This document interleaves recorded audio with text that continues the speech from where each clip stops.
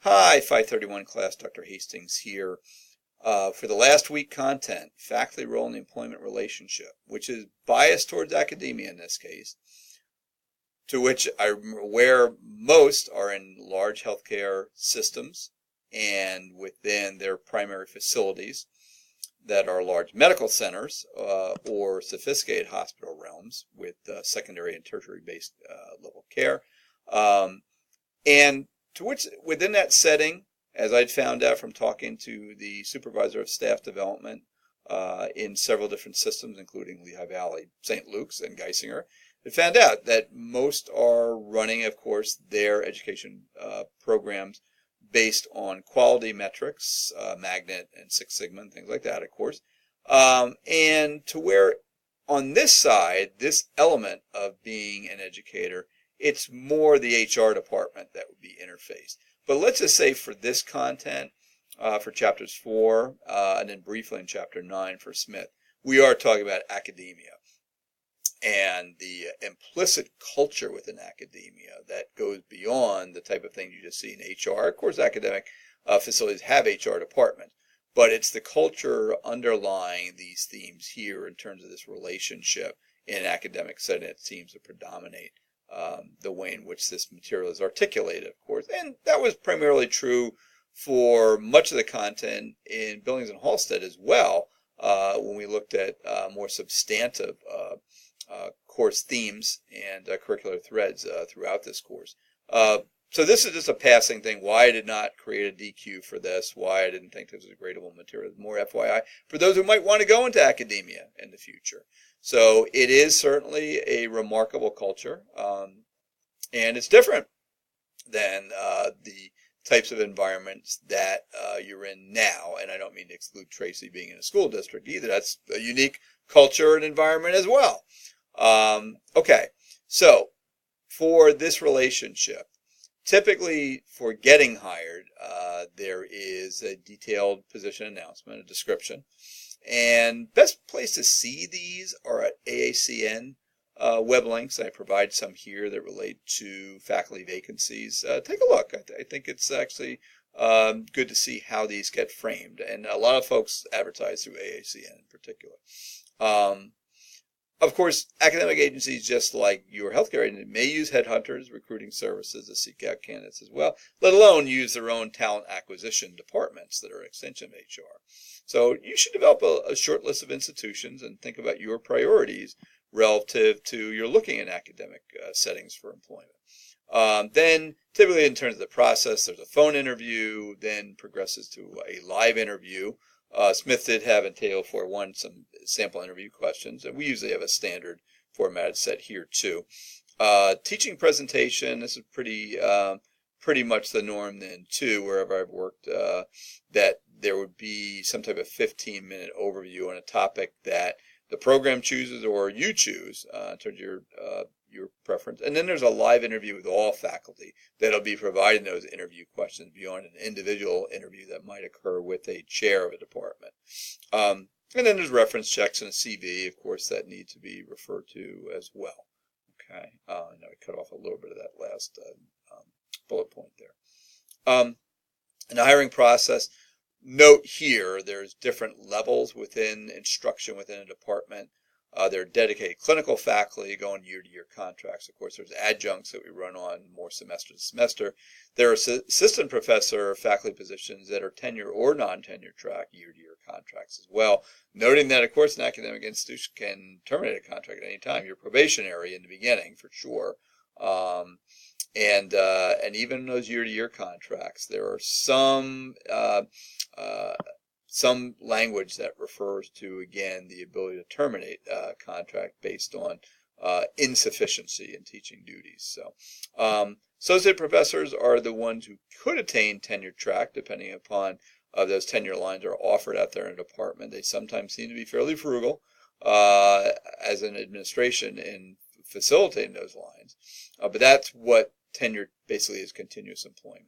Then professors, full professors, they're already tenured. They are ascending the lines of promotion in effect then too. So there's a lot of embattlement relative to tenure process, and in some states and some sectors of higher education, some backlash right now to that. So I liked what Smith did in page 140 and 141 with the evaluation of tenure, though.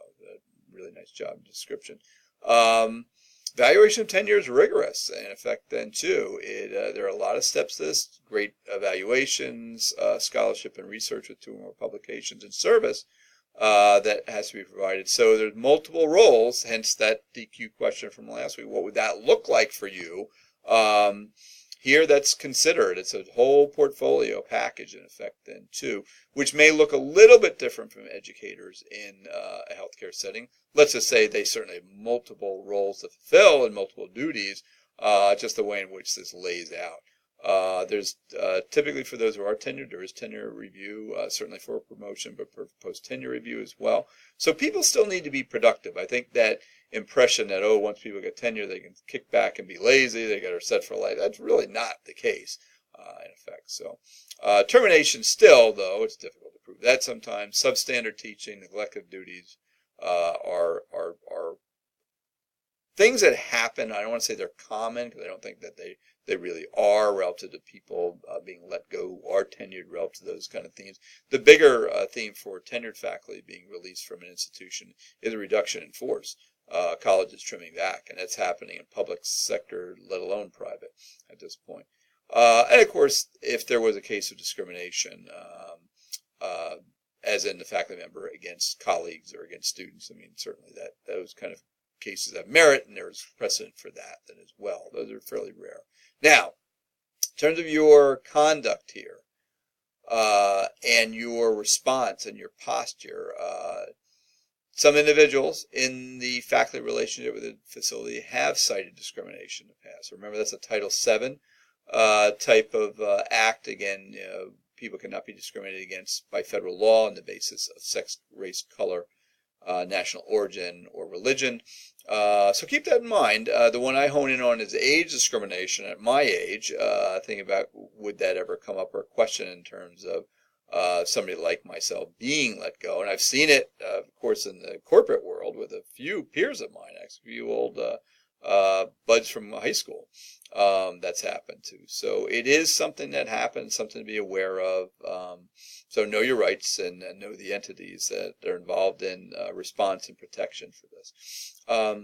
Note again, too, the ADA, Americans with Disabilities Act. I mean, any of us could develop some kind of impairment, relative to a condition or an accident or what have you. But let's just say that ADA is a protection on the federal level. It does apply to individuals with psychiatric or substance use problems, in effect, because the language refers to physical and mental impairment. So what Smith does in Chapter 4 is typically use examples of clinical nurses, but certainly a lot of these can apply to faculty. And we think about nurse educators, comma, or space there. Think about what accommodations might be needed, or reasonable accommodations, especially for somebody to get back on their feet, but with an ongoing impairment. And I had a faculty colleague at Misericordia who was struggling with MS, and the notion of accommodations in terms of that person being able to fulfill their duties and their teaching role. And that person taught in a department where some dexterity was required in PT. So it's something to consider when these things come up.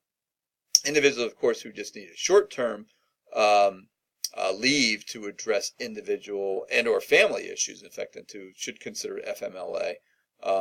You may have heard about it, in effect, and to just know that, when you've met criteria to be eligible for it, and it might provide those 3 months, somebody being able to regroup or help their family regroup. It's important. That's Chapter 4. A couple slides in Chapter 9 on ethics. Some of these are pretty basic, but look at ethical framework, page 324 in Smith. The way in which academic faculty should position themselves, be academically, intellectually honest, is to use good judgment in disseminating knowledge, respect that knowledge, don't misuse it in some way, don't politicize it, things like that I think that are important. Be good role models, protect students from themselves, i.e. academic integrity issues. Students, invariably, doesn't mean they're bad people, but the tendency to cheat is still out there from some. So how can we lock down our processes and make things not cheatable or not able to be manipulated? Maintain student disclosures as per FERPA. Support colleagues, be collegial, engage in the governance process at the college, serve on committees that help it sustain itself. Hopefully you're doing that. The healthcare agencies you work as well with peer review committees and quality improvement committees and things like that.